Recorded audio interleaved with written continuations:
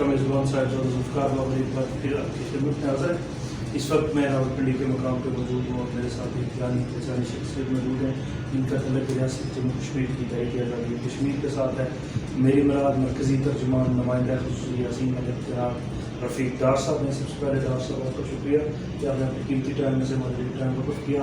موجودہ ساری سچویشن میں ہم آج ریاست جموں کشمیر کے حوالے سے بات کریں گے، بالخصوص یاسین ملک صاحب کے حوالے سے بات کریں گے۔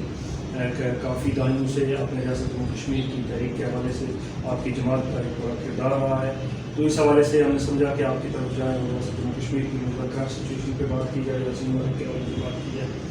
تو کل میں نے میرے سننے میں آ رہا ہے کہ آپ بالکل انتخابات کے اندر پروٹیسٹ کر رہے ہیں یاسین ملک کے حوالے سے، تو اس حوالے سے آپ کیا کہیں گے؟ جی آپ کا بہت بہت شکریہ۔ بیسیکلی جو بھارت میں کچھ ڈیولپمنٹس ہوئی ہیں، بالخصوص یاسین صاحب کے اوپر جو فرضی مقدمات انہوں نے دائر کر دی ہے تحصیل تو چونکہ سارے فرضی اور فیبریکیٹڈ وہ الزامات ہیں، تو اس حوالے سے گورنمنٹ آف انڈیا بالخصوص ان کی عدالت مطلب انفیئرلی انہوں نے یاسین صاحب کو گلٹی پلیڈ کیا اور شاید اس کی پاداش میں ان کو سزا دینی مطلوب، اور ہمیں یہ چونکہ اندازہ ہے کہ یاسین صاحب نے اندازہ کیا، ہمیں پوری انفارمیشن اس حوالے سے جو آئی وٹنسز ہے جنہوں نے اپنی ساری صورتحال عدالت عالیہ کا سنایا، وہاں جو اسپیشل کورٹ این آئی اے کی طرف سے ان کیسز کو ڈیل کر رہا ہے،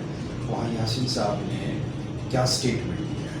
بیسیکلی یاسین ملک صاحب نے اسٹیٹمنٹ والے وہاں یہ دی ہے کہ میں ایک تحریک آزادی میں مصروف ہوں، بلکہ اس کو لیڈ کر رہا ہوں، اور ایک قوم اپنے وطن کی آزادی مانگنا کسی بھی آئین کے تحت جرم نہیں ہے، نہ یہ ہندوستان کے آئین میں جرم ہے، نہ ہی یہ کسی بین الاقوامی قوانین کے تحت جرم ہے، اور یہ جرم اگر آپ کہتے ہیں کہ کوئی جرم ہے، میں جرم کو تسلیم کرتا ہوں، اور اس کی پاداش میں اگر آپ مجھے کوئی سزا دینا چاہتے ہیں میں اس کو بھی تسلیم کرتا ہوں۔ لیکن گورنمنٹ آف انڈیا نے اس کو از خود کنفیشنل اسٹیٹمنٹ بنایا کہ یاسین ملک نے دراصل وہ سارے الزامات جو ان کے اوپر دہشت گردی ایکٹ کے تحت لگے ہیں ان کا اعتراف کیا ہے، تو اس لیے آپ اس کو سزا بنتی ہے۔ تو اس جو عدالتی سسٹم جو بے انصافی ہے یاسین صاحب کے ساتھ، جو انہوں نے متعصبانہ انداز میں عدالت میں کارروائی کی ہے،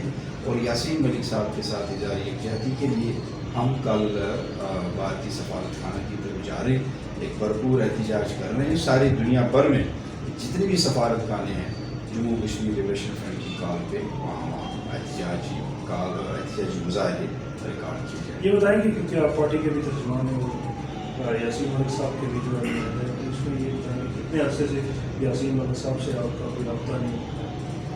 یہ دیکھیے 22 فروری 2019 کو گرفتار کیا گیا، اور اس سے قبل ایک رات بلکہ 21 فروری رات کو ہم بات کر رہے تھے، کیونکہ میں ان کا نمائندہ خصوصی ہوں، آلموسٹ ہر دن ان کے ساتھ بات ہوتی رہتی تھی، اور بعض اوقات دن میں 8 دفعہ 10 دفعہ بھی بات ہوا کرتی تھی۔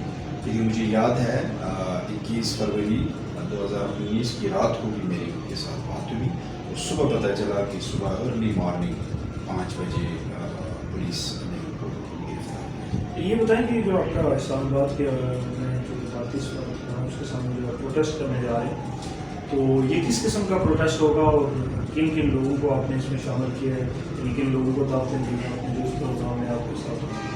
جی ہم نے بالکل یہ پیسفل پروٹیسٹ ایک عوامی مظاہرہ ہوگا، جس میں ہماری کوشش یہی ہے کہ ہم ایک یاسین ملک صاحب نے جو وہاں پہ اسٹینڈ لیا ہے، جو بے انصافی وہاں پہ ہو رہی ہے، جو قوانین کا قتل وہاں پہ ہو رہا ہے، عدالتی دہشت گردی وہاں پہ اس کا مظاہرہ ہو رہا ہے مودی سرکار کی حما پر، اور اس بے انصافی کے خلاف اور یاسین ملک صاحب کے ساتھ اظہاری یکجہتی کرنے کے لیے، ان کو یہ بتانے کے لیے پوری قوم اور پوری جموں کشمیر لبریشن فرنٹ آپ کے پیچھے کھڑی ہے۔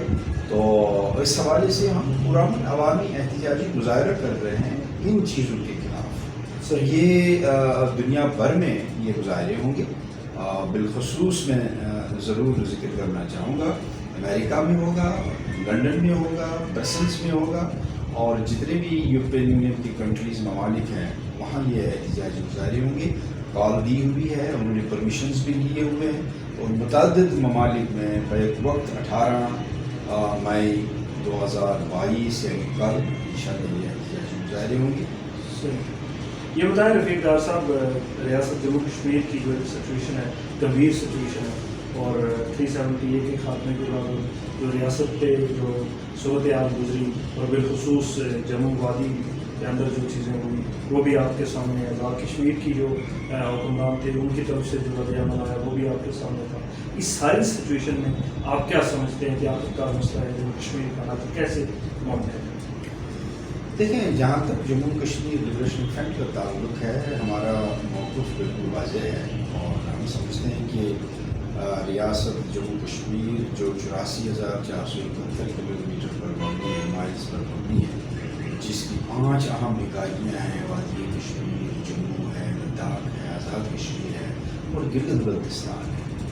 اور ہمارا موقف ہے کہ یہ ریاست کی تمام اکائیاں اس کی ریاست کی وحدت کو بحال کیا جائے, اور ان کو حق حاکمیت دی جائے.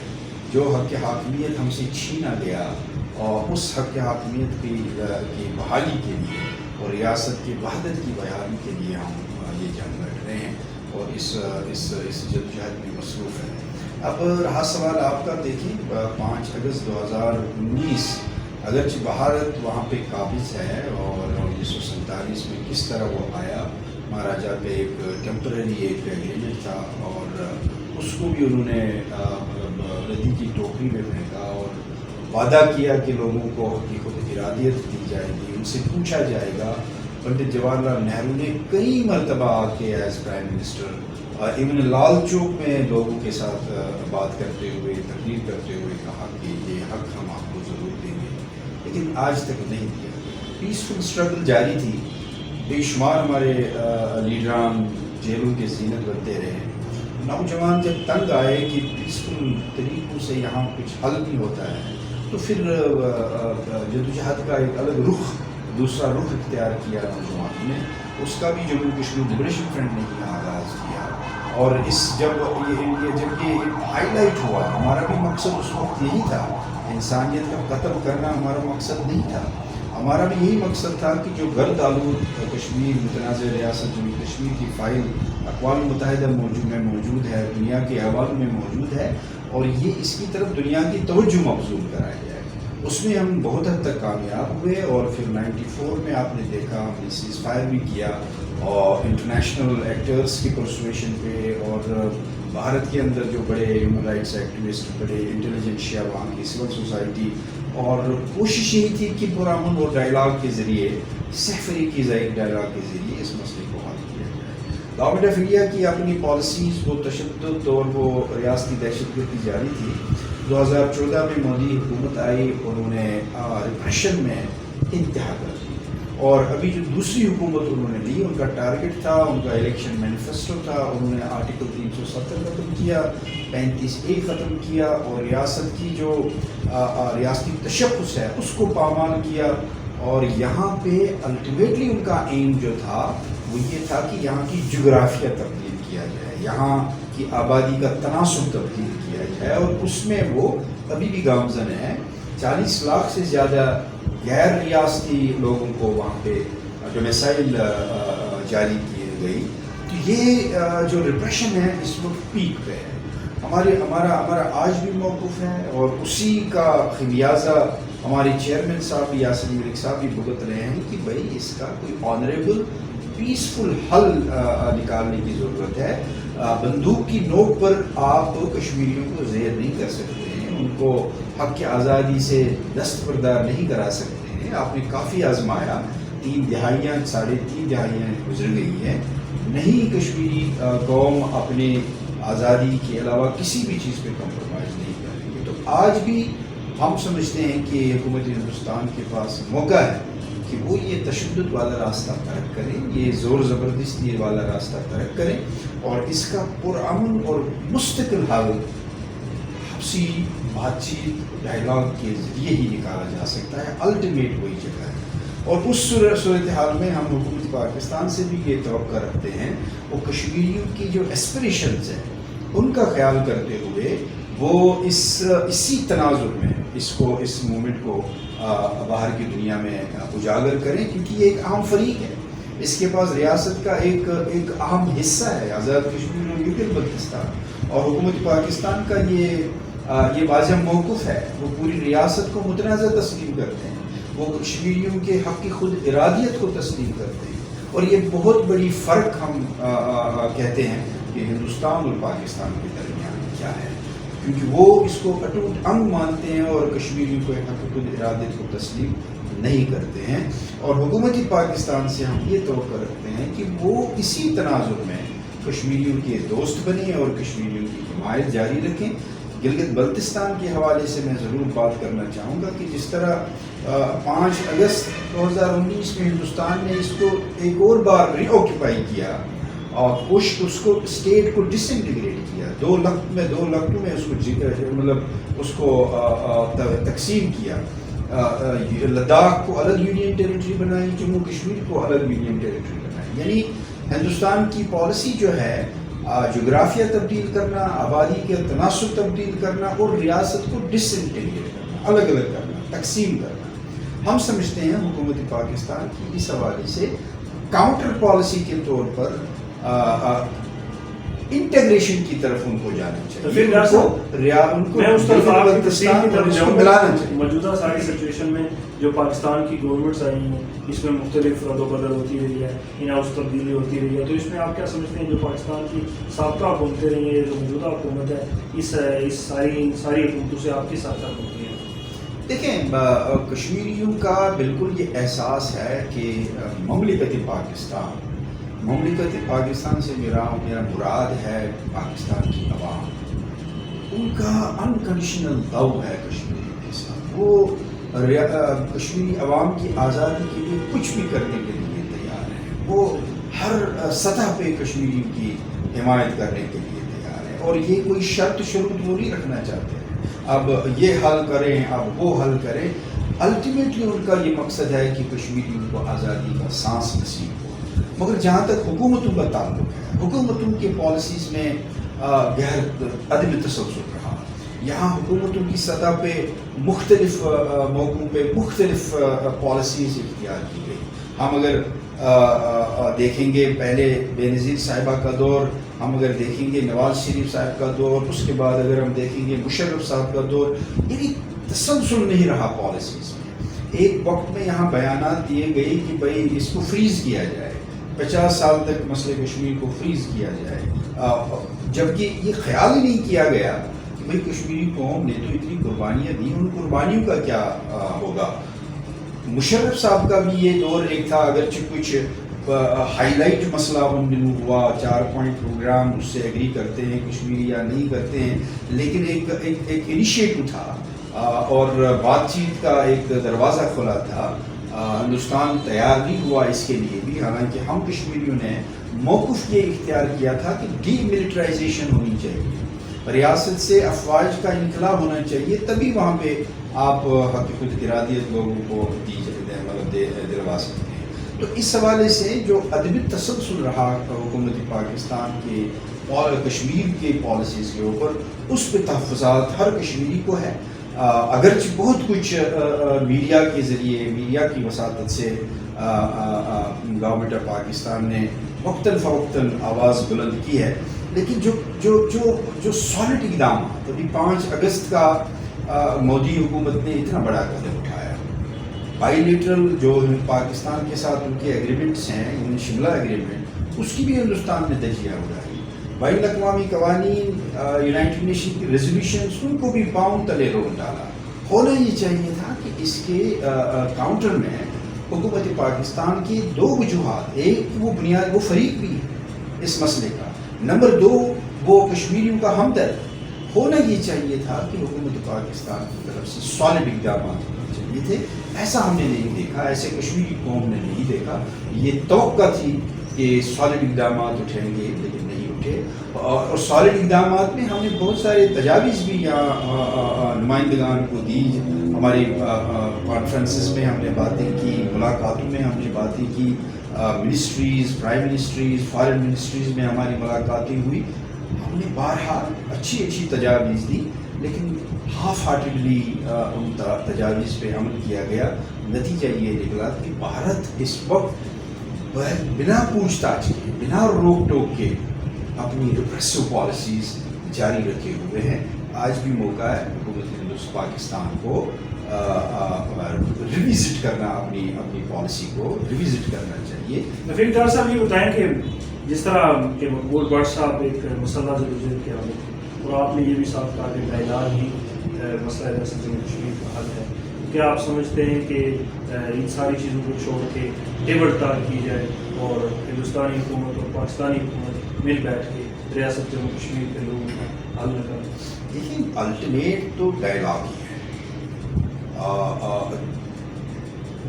کتنا بھی بھارت ہتھیار کا استعمال کرے, طاقت کا استعمال کرے, اور بالآخر ٹیبل پہ بیٹھ کے مسئلے کو حل کرنا ہے. اب مسئلہ ہے کہ حل کون کرے گا. دیکھیں, یہی پرسپیکٹو ہم دنیا کے سامنے لانا چاہتے ہیں. یہ ہندوستان اور پاکستان کے درمیان کوئی سرحدی تنازع نہیں ہے ان دو ممالک کا.